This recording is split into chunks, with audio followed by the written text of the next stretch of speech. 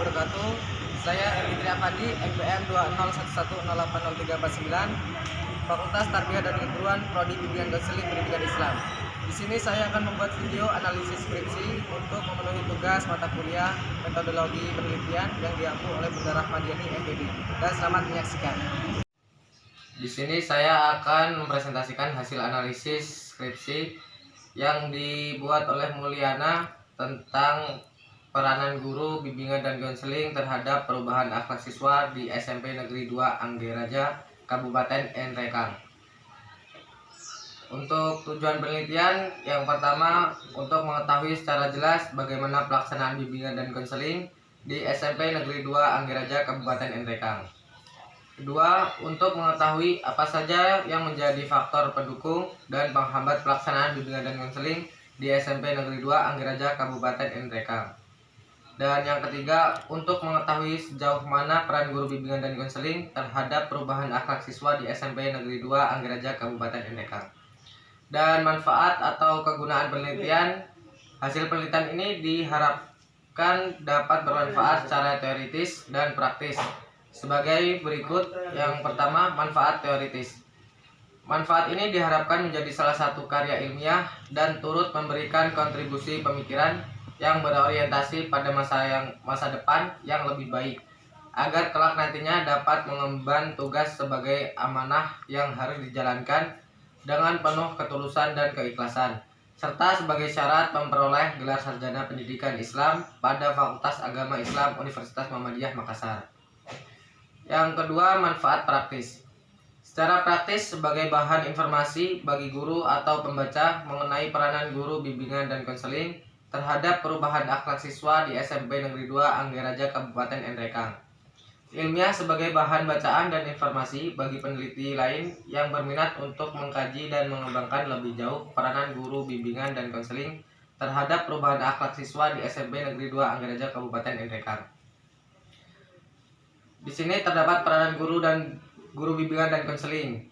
Abin Syamsuddin dengan mengutip pemikiran Gegan Berliner dalam Daryanto dan Muhammad Farid dalam pengertian pendidikan yang terbatas mengemukakan peran guru dalam proses pembelajaran peserta didik yang mencakup: A. Guru sebagai perencana yang harus mempersiapkan apa yang akan dilakukan di dalam proses belajar mengajar.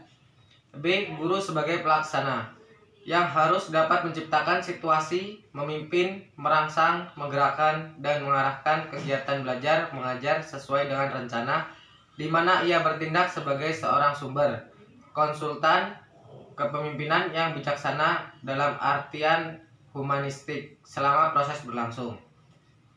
C.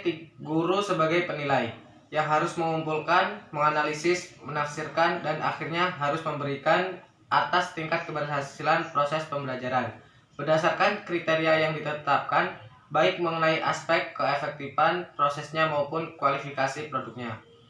D. Selanjutnya, dalam konteks proses belajar mengajar di Indonesia, Abin Syamsuddin menambahkan satu peran lagi, yaitu sebagai pembimbing teacher council, di mana guru dituntut untuk mampu mengidentifikasi peserta didik yang diduga mengalami kesulitan dalam belajar, melakukan diagnosa, prognosa, dan kalau masih dalam batas kewenangannya harus membantu pemecahannya. Di sini terdapat metode penelitian. Yang A, jenis penelitian. Penelitian ini merupakan jenis penelitian lapangan dengan pendekatan kualitatif. Kemudian penelitian dianalisis dengan analisis deskriptif, yaitu dengan memberikan gambaran tentang peran guru bimbingan dan konseling terhadap perubahan akhlak siswa di SMP Negeri 2 Anggeraja, Kabupaten Nrekang. Yang B, lokasi dan objek penelitian. Penelitian ini mengambil lokasi di SMP Negeri 2 Anggeraja, Kabupaten Nrekang dengan pertimbangan bahwa kurang berperannya guru bimbingan dan konseling terhadap perubahan akhlak siswa. Penempatan lokasi penelitian berdasarkan pokok permasalahan pada peranan guru bimbingan dan konseling terhadap perubahan akhlak siswa di SMP Negeri 2 Anggeraja, Kabupaten Nrekang. Adapun yang menjadi objek penelitian, yaitu guru bimbingan dan konseling dan siswa di SMP Negeri 2 Anggeraja, Kabupaten Nrekang. Di sini terdapat instrumen penelitian yang digunakan sebagai berikut. Yang pertama, pedoman observasi. yang kedua pedoman wawancara atau interview, dan yang ketiga dokumentasi. Dan untuk kesimpulan, setelah penulis mengadakan penelitian di SMP Negeri 2 Anggeraja tentang peranan guru bimbingan dan konseling terhadap perubahan akhlak siswa di SMP Negeri 2 Anggeraja, kemudian menganalisa data yang terkumpul dan menguraikan dalam bab-bab, penulis dapat memberikan kesimpulan sebagai akhir dari pembahasan ini. Seperti 1. Pelaksanaan bimbingan dan konseling terhadap perubahan akhlak siswa. Pelaksanaan bimbingan dan konseling terhadap perubahan akhlak siswa di SMP Negeri 2 Anggeraja sudah cukup baik dan sudah mengalami peningkatan. Meski belum sempurna, namun sudah mampu menjawab masalah-masalah siswa melalui bimbingan konseling keagamaan. Salah satunya yaitu sholat berjamaah. 2. Faktor-faktor yang mendukung pelaksanaan bimbingan dan konseling terhadap perubahan akhlak siswa, yaitu SDM yang baik, sarana dan prasarana yang memadai, serta guru yang profesional.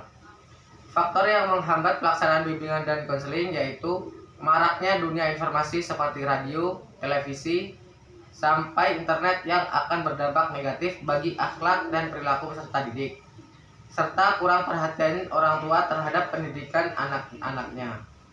Dan yang ketiga, peranan guru bimbingan dan konseling siswa, baik dalam peran guru BK sebagai pembimbing, figur, dan sebagai penasehat sudah berjalan dengan baik.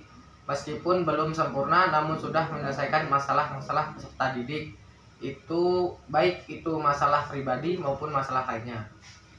Dan untuk sarannya, yang pertama bagi kepala sekolah, dalam mengerjakan tugasnya sebagai manajer dan supaya tugas kepala sekolah dapat dikerjakan dengan sebaik-baiknya, dan juga dalam mengatasi berbagai hambatan dalam pelaksanaan bimbingan konseling terhadap perubahan akhlak siswa, hendaknya perlu adanya kerjasama yang baik dengan para wakil kepala sekolah dan guru demi tercapainya tujuan yang lebih baik. Yang kedua, bagi pendidik, diharapkan adanya upaya untuk meningkatkan strategi mengajarnya dengan lebih baik dan optimal dengan berbagai macam cara agar tujuan dalam pelaksanaan bimbingan konseling terhadap perubahan akhlak siswa terwujud lebih baik dan lebih sempurna. Dan yang ketiga, bagi siswa, para siswa diharapkan untuk mengikuti semua kegiatan yang diadakan oleh sekolah, terutama dalam kegiatan-kegiatan keagamaan, agar siswa benar-benar mempunyai akhlak yang baik, pengalaman, dan keahlian untuk menjadi bekal di kemudian hari. Jadi cukup sekian yang dapat saya sampaikan tentang analisis skripsi. Kurang lebihnya saya mohon maaf. Saya akhiri. Wassalamualaikum warahmatullahi wabarakatuh.